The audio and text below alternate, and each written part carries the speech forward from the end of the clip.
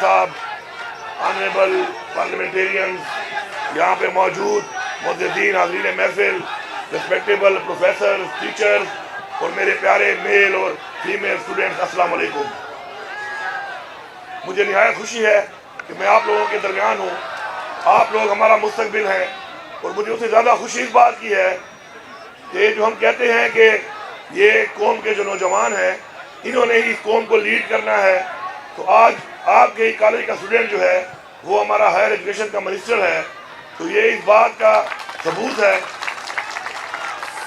کہ ہر شعبے کے اندر اس ملک کی بھاگ دوڑ آپ لوگوں نے سنبھالنی ہے, اور اس کے لیے آپ کو ذہنی طور پہ, جسمانی طور پہ تیار رہنا چاہیے. اگر آپ لوگ محنت کریں گے, محنت کر کے اپنے اندر اپنا ٹیلنٹ جو ہے اس کو ابھاریں گے, اور پھر اس کے بعد پاکستان کو آپ دنیا کا وہ ملک بنا سکتے ہیں جس کی لوگ مثال دیں.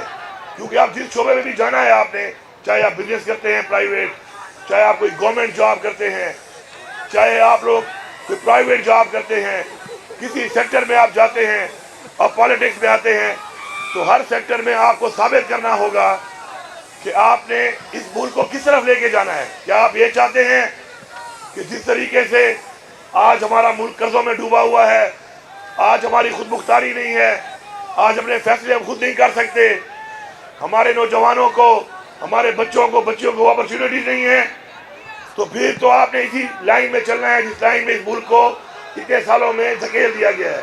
لیکن اگر آپ یہ چاہتے ہیں کہ جو کمیاں, محرومیاں, ڈیفیشنسیز, مسائل ہمارے آباء و اجداد نے دیکھے یا ہم لوگ دیکھ رہے ہیں, ہمارے بچے نہ دیکھیں, ہماری نسلیں نہ دیکھیں, تو آپ کو ایک بہترین طریقے سے محنت کر کے اپنے اندر وہ صلاحیتیں پیدا کرنی پڑیں گی جس سے آپ پاکستان کو اوپر لے جا سکیں. جو عمران خان کا ویژن ہے وہ کیا ہے؟ مدینہ کی ریاست. مدینہ کی ریاست میں کیا تھا؟ مدینہ کی ریاست میں صرف اور صرف انصاف تھا. انصاف کیا ہے؟ انصاف میرٹ ہے, اور میرٹ وہ چیز ہے کہ جو آپ پورے معاشرے میں جب اس کو آپ امپلیمنٹ کر دیں تو آپ کے تمام مسائل حل ہو جاتے ہیں. کیونکہ میرٹ سسٹم کے اندر کوئی انسان محرومی فیل نہیں کرتا. محرومی اصل میں قوموں کو نیچے لے کے جاتی ہے. جب مجھے یہ محسوس ہوتا ہے کہ میں محروم ہوں, میرے میں ٹیلنٹ ہے, میں یہ کر سکتا ہوں لیکن مجھے اپرچونیٹی نہیں مل رہی, اور اس کی وجہ یہ ہے کہ میرے پاس طاقت نہیں ہے, سفارش نہیں ہے یا پیسہ نہیں ہے, تو اس طرح قوم کے وہ نوجوان بچے اور بچیاں نیچے جانا شروع ہوتے ہیں. آپ کی سوچ آپ کو عظیم انسان بناتی ہے. آپ کی سوچ بڑی کیسے ہوگی؟ آپ کی سوچ بڑی تب ہوگی جب آپ گھبرائیں گے نہیں, جب آپ میں مقابلہ کرنے کی جرات ہوگی. باقی فیلئر جو ہے زندگی میں, یہ یاد رکھیں, آپ اسٹوڈنٹس ہیں, کل ہماری آپ اس قوم کا مستقبل ہیں. اپنی فیلئر سے سیکھیں. ضروری نہیں کہ کہیں پہ آپ کو ناکامی ہوتی ہے تو اس کا مطلب یہ ہے کہ آپ اس کے بعد نا امید ہوں. ہمارے اسلام میں بھی نا امیدی کو حرام قرار دیا گیا ہے. گناہ ہے نا امیدی. آپ نے نا امید نہیں ہونا, آپ نے آگے بڑھنا ہے. ہمارا ایمان ہے کہ جو بھی ہوتا ہے, اگر ہمارا ایمان کے مطابق ہم اسی راستے پہ چلتے رہیں, محنت کرتے رہیں, تو اللہ تعالیٰ کہ ہر کام میں بہتری ہے, آگے جا کے اسی چیز میں اللہ تعالیٰ ہمیں آگے لے کے جاتا ہے.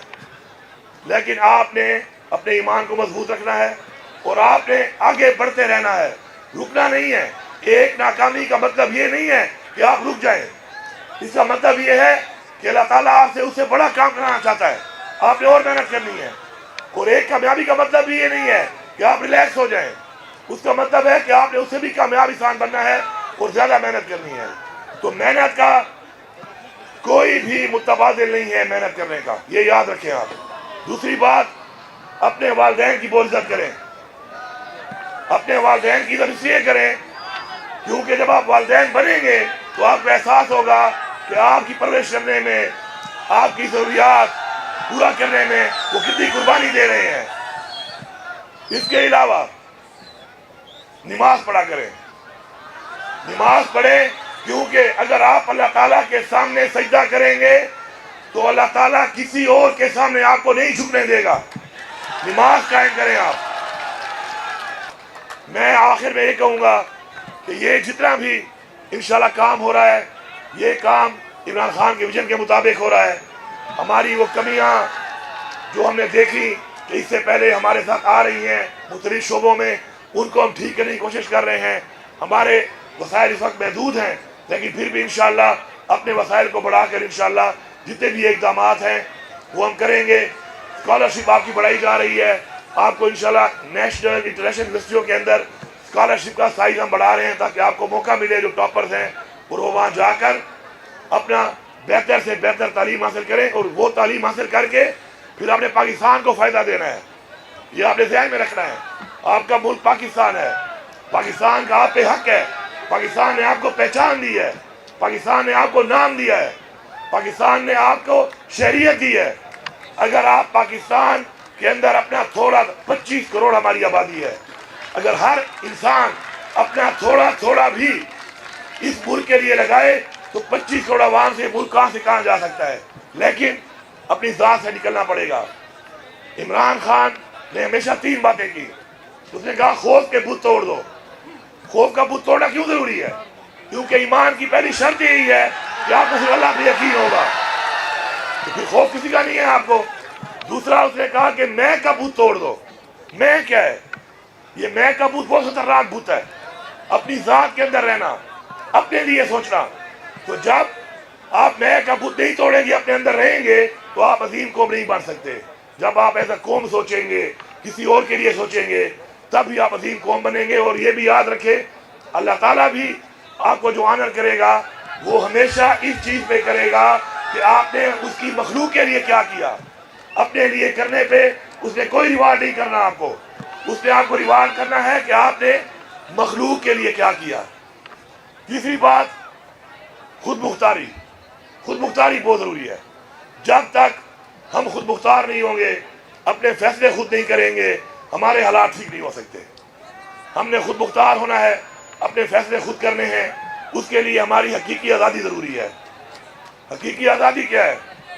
حقیقی آزادی یہ ہے کہ جس کی وجہ سے وہ مانگنے کی وجہ سے آج عمران خان جیل میں ہے. اس ملک میں اگر آپ حقیقی آزادی مانگتے ہیں, اپنا وہ حق مانگتے ہیں جو آئین نے دیا ہے آپ کو, تو آپ کو جیلوں میں ڈالا جاتا ہے, آپ پر ظلم کیا جاتا ہے, آپ پر جیلیاں فیاضیں کی جاتی ہیں, آپ پہ جبر کیا جاتا ہے.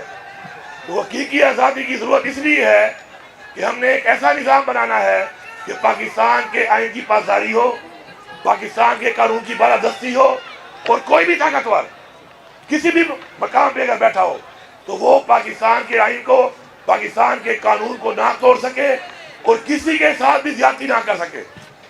یہ ہے وہ حقیقی آزادی. انشاءاللہ ہماری یہ جنگ جاری ہے اور یہ انشاءاللہ جنگ جاری رہے گی, اور انشاءاللہ ہم یہ جنگ جیتیں گے.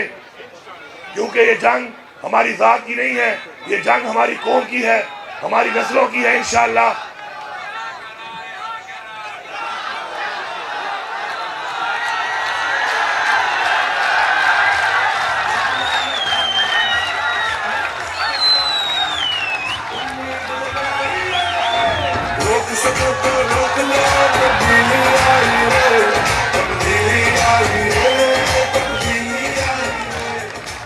انشاءاللہ وہ کہتے ہیں نا کہ ہر چیز کا ایک وقت مقرر ہوتا ہے, اور انشاءاللہ وقت قریب ہے.